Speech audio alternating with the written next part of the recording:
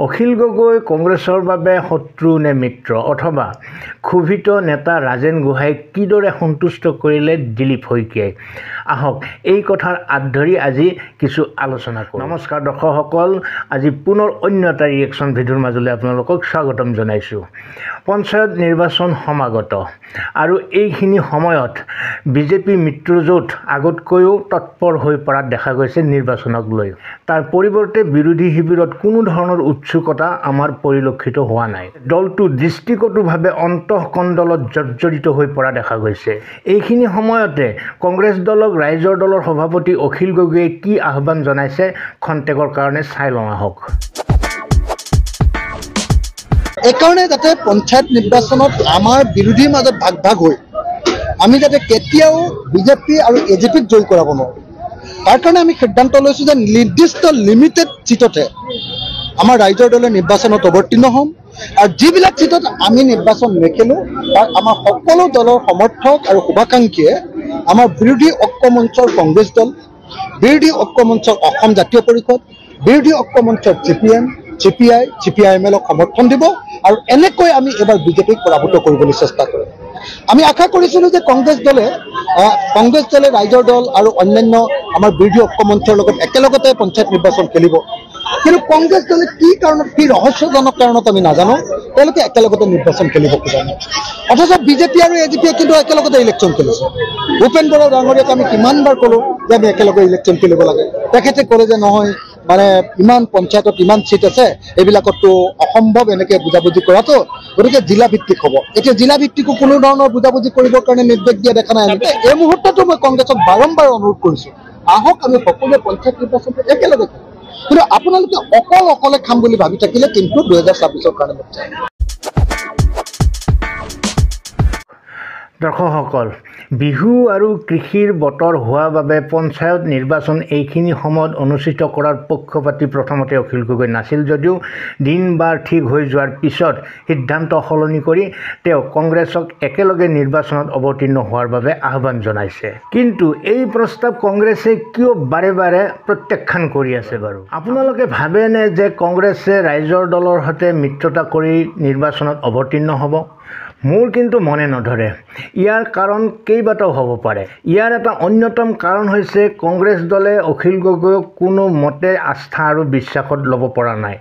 আমি সকলোৱে জানো যে অখিল গগৈৰ কৃষক মুক্তি সংগ্ৰাম সমিতিয়ে জন্মলগ্নৰে পৰা তৰুণ গগৈ চৰকাৰৰ বিভিন্ন নীতিৰ বিৰুদ্ধে তীব্ৰ বিৰোধ প্ৰদৰ্শন কৰি আহিছে। তৰুণ গগৈৰ সমগ্ৰ কাৰ্যকালটোক কোনোবাই যদি সবাতোকৈ বেছি অস্থিৰ আৰু অশান্ত কৰি ৰাখিছিল সেইগৰাকী আছিল অখিল গগৈ, যাৰ বাবে তৰুণ গগৈ চৰকাৰৰ ৰোষৰ বলি হৈ তেওঁক কেইবাবাৰো কাৰাগাৰলৈ যাবলগীয়া হৈছিলে। বৃহৎ নদী বান্ধ বিৰোধী আন্দোলন, ভূমিপট্টাৰ আন্দোলন আমি পাহৰা নাই। গুৱাহাটী মহানগৰীৰ সমীপৰে ইউচুফ নগৰত ভূমিপট্টাৰ বাবে আন্দোলন কৰি তৰুণ গগৈৰ পুলিচৰ হাতত একাধিক আন্দোলনকাৰী নিহত হৈছিলে। গাত কেৰাচিন ঢালি আত্মজাহ দিয়া প্ৰণৱ বড়োৰ কথাও সকলোৱে জানে। আজি যিদৰে তেওঁ মুখ্যমন্ত্ৰী ডক্টৰ হিমন্ত বিশ্ব শৰ্মা বা তেখেতৰ পত্নীৰ সম্পত্তিক লৈ সততে সৰব হৈ থাকে, ঠিক একেদৰে তৰুণ গগৈৰ সম্পত্তিক লৈও তেওঁ বিভিন্ন ধৰণৰ হৈ হাল্লা কৰিছিল সেই সময়ত। আনকি তৰুণ গগৈৰ বহু সম্পত্তি আমেৰিকাত আছে বুলি তেওঁ এনে কিছুমান তথ্য সংবাদ মেলত দাখিল কৰিছিল যে সেই সময়ত আমাৰ সকলোৰে চকু কপালত উঠিছিলে। অৱশ্যে পিছত সেই সম্পত্তিবোৰৰ অস্তিত্ব প্ৰমাণিত হ'ল নে নাই আমি নাজানো। সেইবোৰ বাৰু পুৰণি কথা, কিন্তু বৰ্তমান তেওঁ কি কৰি আছে? একাংশ কংগ্ৰেছীৰ মতে মিত্ৰতাৰ চলেৰে অখিল গগৈয়ে কংগ্ৰেছক শত্ৰুতা কৰি আছে। বিশেষকৈ বিগত 5 বিধানসভা সমষ্টিৰ উপ নিৰ্বাচনক কেন্দ্ৰ কৰি গৌৰৱ গগৈয়ে যি স্থিতি গ্ৰহণ কৰিছিল সেই স্থিতিক আজিও সমালোচনা কৰিবলৈ এৰা নাই অখিল গগৈয়ে। অখিল গগৈৰ মতে গৌৰৱ গগৈয়ে বিহালী সমষ্টিক লৈ নিজৰ দক্ষতা প্ৰকাশ কৰিব খুজিছিলে, প্ৰমাণ কৰিব খুজিছিলে আৰু তেনেধৰণেই মুখ্যমন্ত্ৰীৰ দাবীদাৰ হ'ব খুজিছিলে।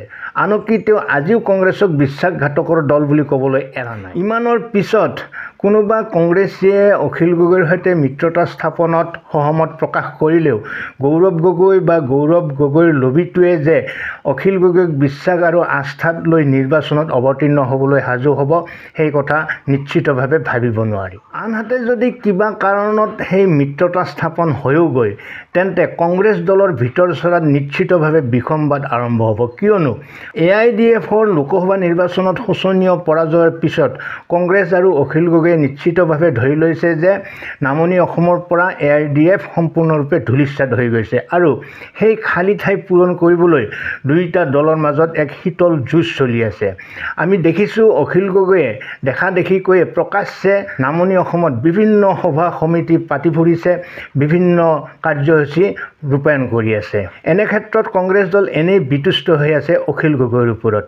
তাতে যদি দুয়োটা দলৰ মিত্ৰতা হ'ব লগা হয় তেনেহ'লে যিসকলে ইলেকশ্যন খেলিম বুলি ভাবি আছে সেইসকল বহুতে বঞ্চিত হ'ব আৰু বঞ্চিত সেই কেণ্ডিডেটসকলে নিশ্চয় দল ত্যাগ কৰি ওলাই আহিব আৰু কংগ্ৰেছৰ ভিতৰ চৰাত এটা মহা হাহাকাৰৰ সৃষ্টি হ'ব। গতিকে নিশ্চিতভাৱে সেইসকল লোকে কেতিয়াও মিত্ৰতা কামনা নকৰে।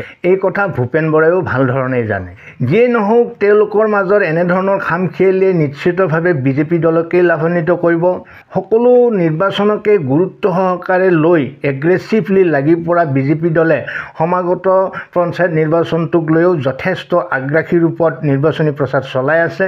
দলটোৰ নৱনিৰ্বাচিত সভাপতি দিলীপ শইকীয়াই পুৰণি সকলোকে একগোট কৰি একেলগে আগবঢ়াৰ নীতিৰে যেনেধৰণে কাৰ্যব্যৱস্থা হাতত লোৱা আমি দেখিছোঁ, সিয়ে পূৰ্বতকৈও অধিক দলটোৰ বাবে সম্ভাৱনা কঢ়িয়াই লৈ আহিছে। আহক দিলীপ শইকীয়াৰ ভাষ্য শুনো। আৰু নিশ্চিতভাৱে ভাৰতীয় জনতা পাৰ্টি এটা খুব আদৰ্শগত ৰাষ্ট্ৰীয়তাবাদী ৰাজনৈতিক দল। গতিকে কেতিয়াবা পোৱা নোপোৱাৰ ধামখুমীয়াত মানুহে দুই এটা সৰু সুৰা কথা ব্যক্ত কৰে, কিন্তু এইবিলাক খুব সাময়িক। এইবিলাকৰ লং টাৰ্ম এফেক্ট নাথাকে, খুব শ্বৰ্ট টাৰ্ম এফেক্ট। গতিকে মই ভাবোঁ কেতিয়াবা যাতে শ্বৰ্ট টাৰ্ম এফেক্টটো নহয় সেইটো কথাটো আমি গুৰুত্ব দিওঁ। কাৰণ আমি এটা পৰিয়াল, বৃহৎ পৰিয়ালটোত কেতিয়াবা মতৰ দুই এটা সৰু সুৰা অমিল হয়, কিন্তু কেতিয়াও মনৰ অমিল নহয়। সেইকাৰণে মই বক্তব্যত কৈছোঁ মোৰ যি লক্ষ্য ৰাজেন দাৰো একেই লক্ষ্য, ৰাজেন দাৰ যি লক্ষ্য মুখ্যমন্ত্ৰী ডক্টৰ হিমন্ত বিশ্ব শৰ্মা ডাঙৰীয়াৰো একেই লক্ষ্য। সমান লক্ষ্য, সমান আকাংক্ষা আমাৰ। আই অসমী মা ভাৰতী সৰ্বশ্ৰেষ্ঠ ৰূপত নৱৰূপত আমি গঢ়ি তুলিব লাগে আৰু ৰাইজৰ সেৱাত অহৰ্নিশে আমি সেৱা আগবঢ়াই থাকিব লাগে। দৰ্শকসকল, দিলীপ শইকীয়াৰ এনেধৰণৰ যোগাত্মক বাৰ্তাই দলটোৰ পৰা ক্ৰমাৎ আঁতৰি যোৱা বা নিষ্ক্ৰিয় হৈ পৰা নেতাসকল পুনৰ ঘূৰি অহাৰ পথ সুগম হৈছে। সততে দলটোৰ প্ৰতি বিষোদ্গাৰ প্ৰকাশ কৰি থকা ৰাজেন গোহাঁইয়ে কি কৈছে আমি শুনো আহক। আৰু আজি আমাৰ সভাপতি ডাঙৰীয়া আহিছে, মোকো মাতিছে, তেওঁলোকো মাতিছে, সকলোৰে মনত এটা আনন্দ ফূৰ্তি আছে। সেইটোৱে লাগে যে আমি হ'ব লাগে। তেখেতে সেইটোৱে কৈছে। মই বুলি বৰ ডাঙৰ বুলি ভাবিলে তেতিয়াইতো বিভাজন আহে না, সেইটো হ'ব নালাগে। দৰ্শকসকল, ৰাজেন গোহাঁইৰ বক্তব্য শুনিলে যথেষ্ট সন্তুষ্টি প্ৰকাশ কৰিছে তেওঁ। যিয়েই নহওক সুসংবদ্ধভাৱে বুজাবুজিৰে আগবাঢ়ি যোৱা দেখিছোঁ আমি বিজেপি মিত্ৰজোঁটক। মই ভাবোঁ কংগ্ৰেছে বা বিৰোধী শিবিৰে বিজেপিৰ পৰা বহু কথা শিকিবলগীয়া আছে। বাকী আজিলৈ এৰিব খুজিছোঁ, ভিডিঅ'টো দীঘল হৈ গৈছে।